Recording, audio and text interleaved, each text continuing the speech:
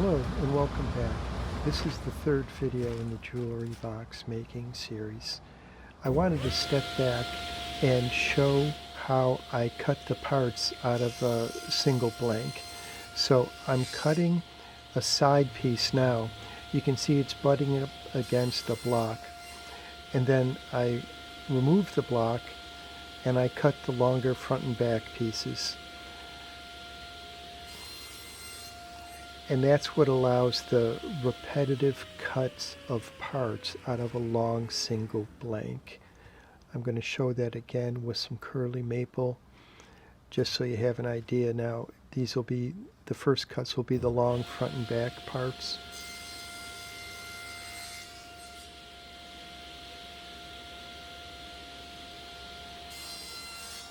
And the second cut, I'll put the block in that cuts the sides. I didn't cut that quite all the way through, so the second one is the second side. I've made quite a few parts and I'll show those in a separate video. Now we're going to look at cutting the finger joints in the front and back parts one more time. We showed this in the last video, but I just wanted to show it one more time before we cut the sides. This is a scrap piece of poplar and it's getting ready to cut the finger joints. Critical issue is that all the top edges align. If there's a little bit of a burr or a little piece of sawdust underneath the pieces, they won't align when it comes time to do the assembly.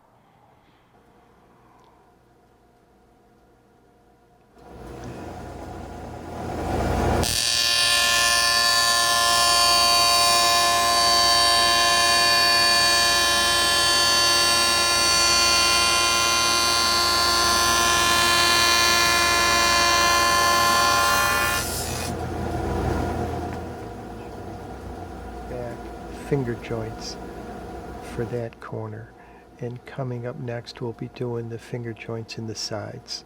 The front and backs have that tall center section.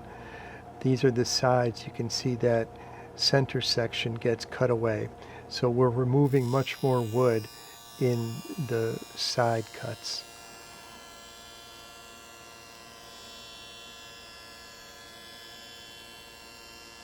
So it's a much slower feed rate to remove all that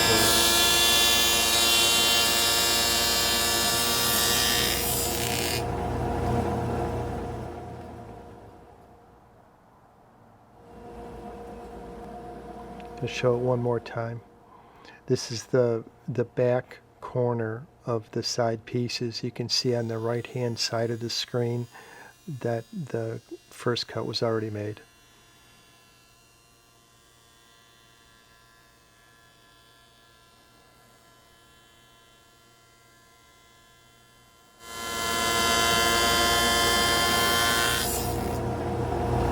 It for cutting the corner joinery. This is some really nice curly maple, so I wanted to show you that.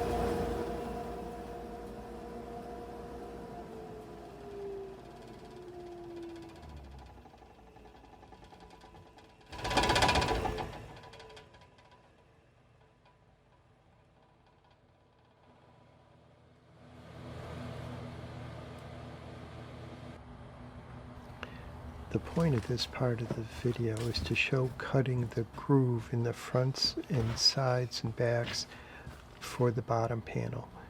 You can see there the groove goes between the fingers in the front and back parts, but on the sides it's a blind dado or groove. And you can see the round ends are done with the router bit. I try to rough out as much as I can with the table saw and then run all the parts through the router with the router table.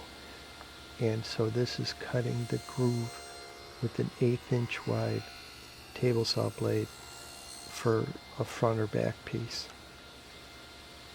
And then I lay out with pencil lines where the table saw blade rises above the table so that I can do a blind cut on the sides. This takes a minute. I'm going to make some pencil lines first on the throat and then up on the fence. You only need them on the fence because that's what you're looking at when you're making that cut. I'm not as critical about the locations of these as long as they don't come through. I set stops with the router table, but I do these mostly by eye like this.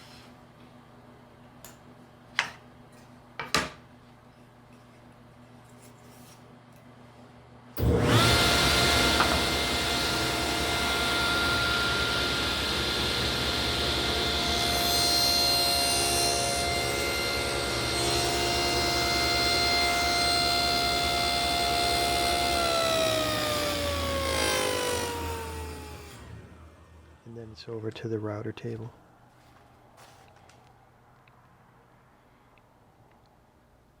So it's a real simple setup.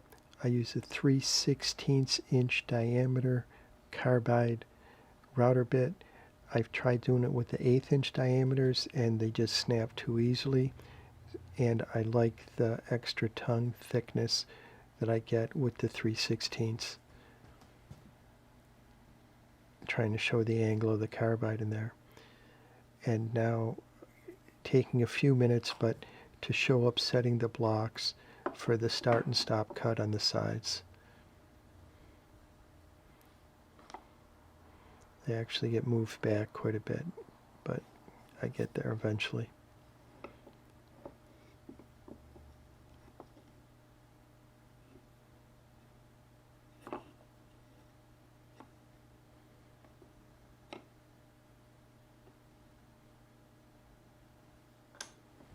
And I use the Jorgensen screw clamps to hold them because they don't get in the way or unwind with the vibrations of the router table. So that's where the cut will start. This is where the cut will end. And I apologize for sticking my elbow in the camera, but it's only going to be for a few seconds.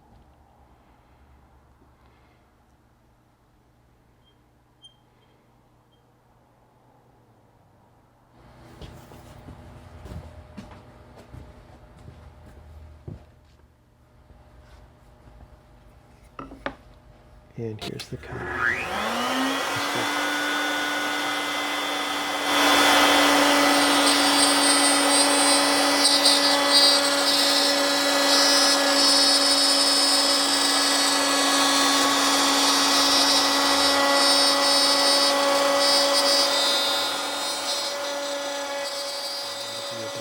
For this video, but we'll have more with showing how things fit together in the next video.